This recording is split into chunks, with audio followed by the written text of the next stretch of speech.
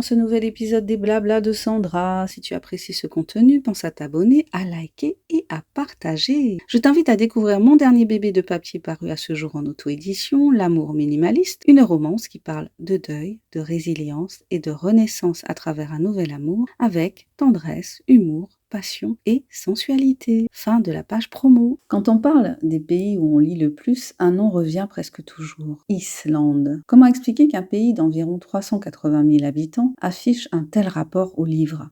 Ce n'est ni un hasard, ni un simple cliché nordique. Plusieurs facteurs culturels, historiques et sociaux se combinent. Tout d'abord, une tradition littéraire ancienne et fondatrice. L'Islande possède l'une des plus grandes traditions littéraires d'Europe. Dès le XIIIe siècle, les sagas islandaises racontaient l'histoire des familles, des héros et des conflits du pays. Ces récits étaient transmis par écrit, mais aussi oralement, dans une société isolée géographiquement. Le livre n'a jamais été perçu comme un luxe élitiste, mais comme un outil de mémoire collective. Deuxièmement, un taux d'alphabétisation historiquement très élevé. Dès le XVIIIe siècle, l'Église luthérienne encourage la lecture individuelle de la Bible. Résultat, l'alphabétisation se répand partout dans le pays, y compris dans les zones rurales. Aujourd'hui, le taux d'alphabétisation en Islande est proche de 100%. Lire est une compétence acquise tôt, valorisée socialement et jamais abandonnée. Troisième élément, le phénomène unique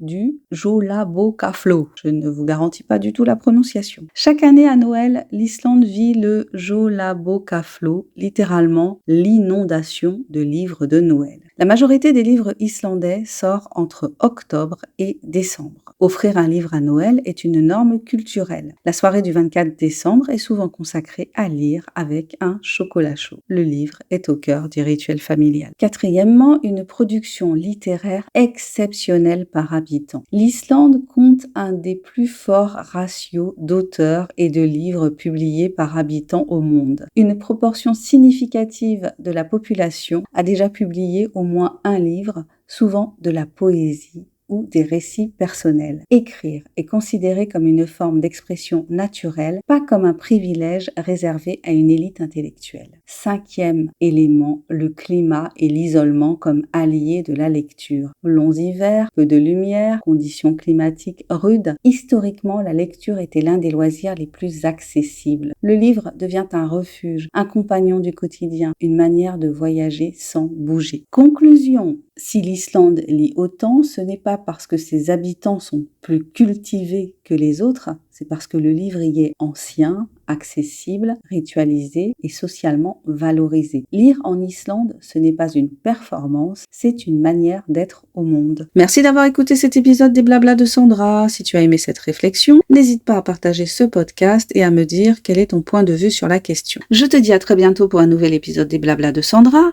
Allez, abonne-toi, commente si tu l'oses, like et partage. Et pense à découvrir mon dernier bébé de papier paru à ce jour, L'amour minimaliste, une romance qui parle de deuil, de résilience et de renaissance à travers un nouvel amour avec tendresse, humour, passion et sensualité.